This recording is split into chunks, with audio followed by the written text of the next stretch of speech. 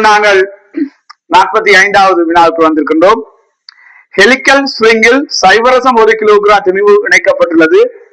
இது ஒரு மாறும் மீறுடன் முதல் ஒன்றில் பொருத்தப்பட்டு மாறும் மீறுதலுக்கு ஏற்ப திணிவு அதிரும் போது அதன் வீச்சம் மீறுடன் மாறுவது காட்டப்பட்டுள்ளது. இச்சுருளின் விசை மாறிலி என்ன? எனவே இந்த விச்சுருளுக்கு நாங்கள்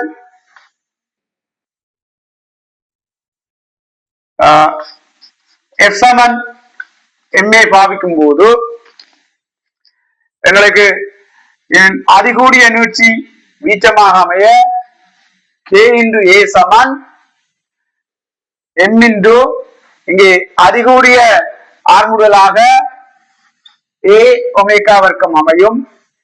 எனவே A கேன்சல் ஆக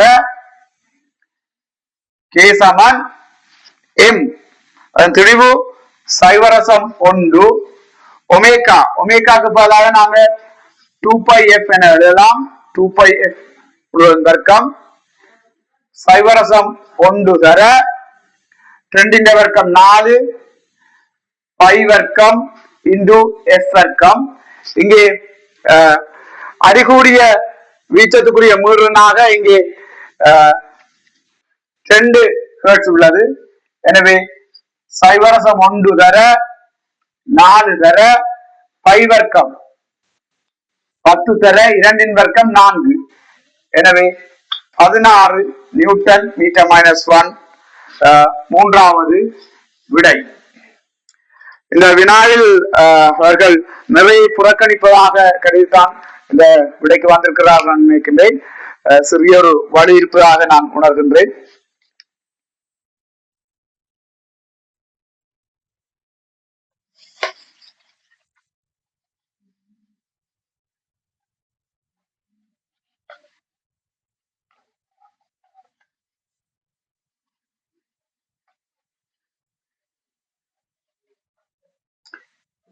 இப்பொழுது நாங்கள் 46வது வினாக்கு வந்திருக்கின்றோம்.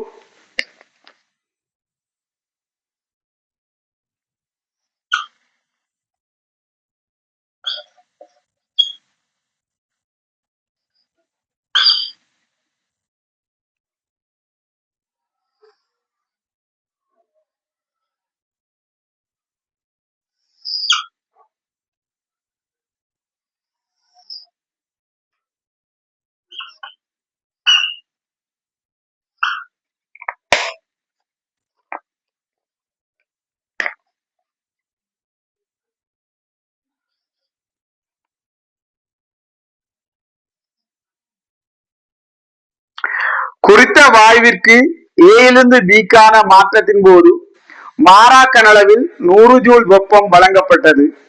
பியிலிருந்து சி சமவெப்ப மாற்றமாக இருந்ததுடன் 200 ஜூல் வெப்பம் வழங்கப்பட்டது.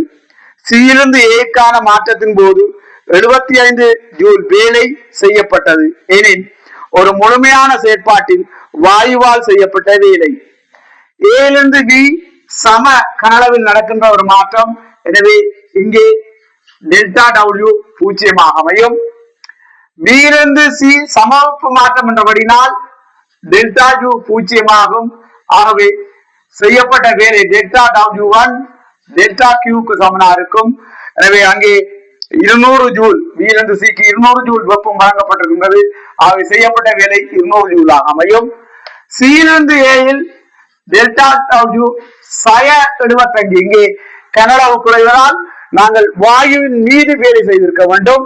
அந்த வகையில் கனளவு குறைவதால் செய்யப்பட்ட வேலை மைனஸ் ஆக அமையும். எனவே மொத்தமான வேலை 200/75 அது 125 ஜூலாக அமையும். நான்காவது விடை.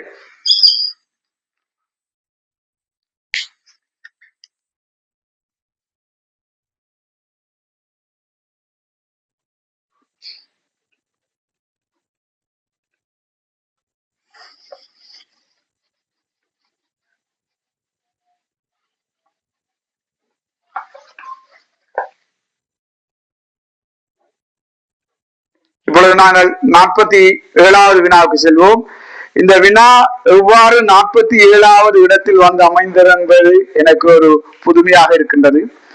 ஏனெனில் 47வது இடத்தை பெறுவதற்கு இந்த வினாவில் எதுவும் இல்லை. எஸ் அலைகள் பற்றிய கூற்றுக்களில் சரியானது. எஸ் அலை ஒரு குறுக்கலை என்பது எல்லோருக்கும் தெரியும். இரண்டாவதாக தந்திருக்கின்றார்கள். எனவே நேரடியாக நாங்கள் விடைக்கு செல்லலாம். இரண்டாவது விடை குறுக்கலை என்பது. அது புவிர் மேற்பரப்பு நகரம் என்பது பிழை. இது திண்மம் திரவமாகிய இரண்டிலும் செல்லும் என்பதும் பிழை.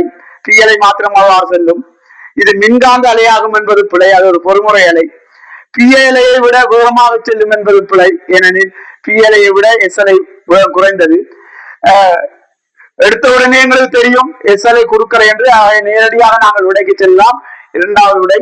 இந்த கேள்வி எவ்வாறு 47வது கேள்வியாக அமைந்தது என்பது எனக்கு பெரும் புதுமையாக உள்ளது.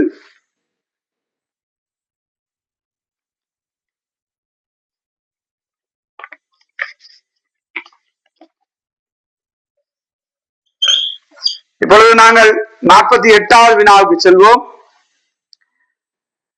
வி கனளவுள்ள அறை 30 பாசியில் 60% தொடர் வீரப்பனில் உள்ளது. இதன் பனிபடு நிலை 20 பாசி ஆகும்.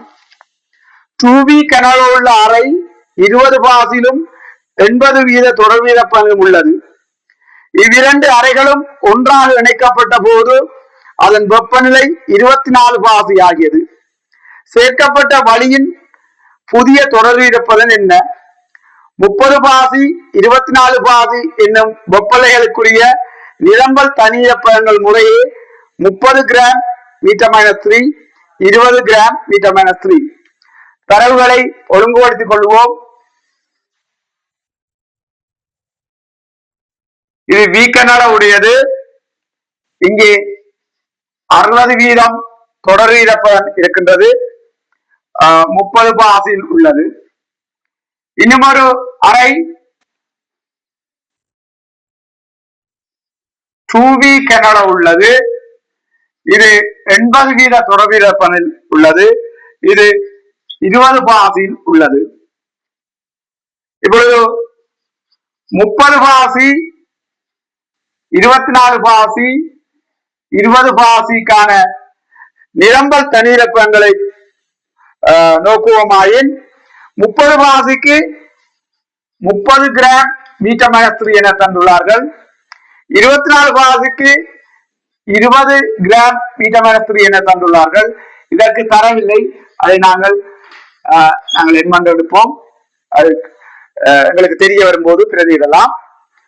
இப்பொழுது இந்த வி கனடாவுக்கு நாங்கள் 60 சமன் இங்குள்ள நீராவியின் திணிவு M1 கீழ் ஒரே கனடாவுக்கான நிரம்பல் திணிவு 30. எனவே வி கனடாவுக்கு 30 வி என அமையும். தர 100. ஆகவே M1 சமன் 18 வி. இப்பொழுது இது 20 பாசி பனிபடு நிலை என்றால் இங்கே இருக்கின்ற வி கனடாவுக்கு 18 வி என்றால் ஓரளவு கனடாவுக்கு 18 கிராம் நீராவி இருக்கும். வி கனடாவுக்கு 18 வி இருக்கின்றபடினால் ஓரளவு கனடாவுக்கு 18 கிராம் இருக்கும். எனவே இந்த வெப்பநிலையை நீங்கள் குறைத்துக் கொண்டு வரும் பொழுது 20 பாசி பனிபடு நிலை என்றால் அர்த்தம் 20 பாசியில் இதன் நிரம்பலாவி அதாவது நிரம்பல் தண்ணீரப்பதன் 18 கிராமாகவே இருக்கும்.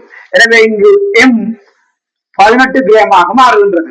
இதுதான் இந்த கேள்வியில் உள்ள சூட்சுமம். இதை மாணவர்கள் புரிந்து கொள்ளும் சந்தர்ப்பத்தில் இந்த கேள்வி விடை எடுக்கக்கூடிய ஒரு கேள்வியாகவே அமையும். இது புரியாத இடத்தில் இந்த விடைக்கு மாணவர்கள் செல்வது கடினமாக இருக்கும்.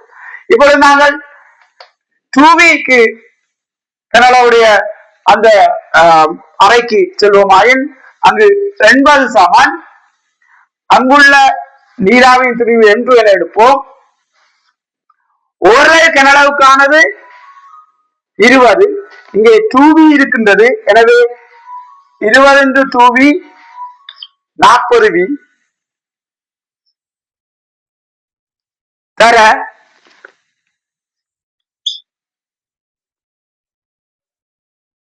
2V 80%.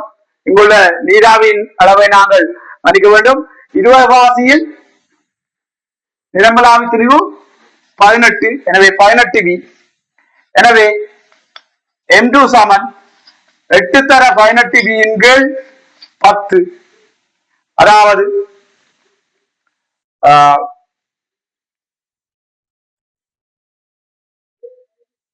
18 மணிக்கு வேண்டும். இங்கே ஓரலைக்கு அளவுக்கு 18, இங்கே 2B இருக்கின்றது. எனவே அது 36B என அமையும். எனவே M2 சமன் 8 தர 36B இன் கீழ் 10. எனவே 28.8B. எனவே இந்த இரண்டை முனைக்கும் போது வெப்பநிலை 24 பாசி ஆகின்றது. எனவே இங்கு R சமன் மொத்தமான சுழிவு 18, 28.8, 46.8B கீழ் இதற்குரிய மொத்த கனளவு 3B. 24 பாசியில் ஓரலை கனளவுக்கான நிரம்பலாவி துணிவு 20. எனவே அது 3B தர 20 என அமையும். தர 100. ஆகவே 468 கீழ் 6 78 வீதம் என 5வது விடை 48வது வினாவுக்காக அமையும்.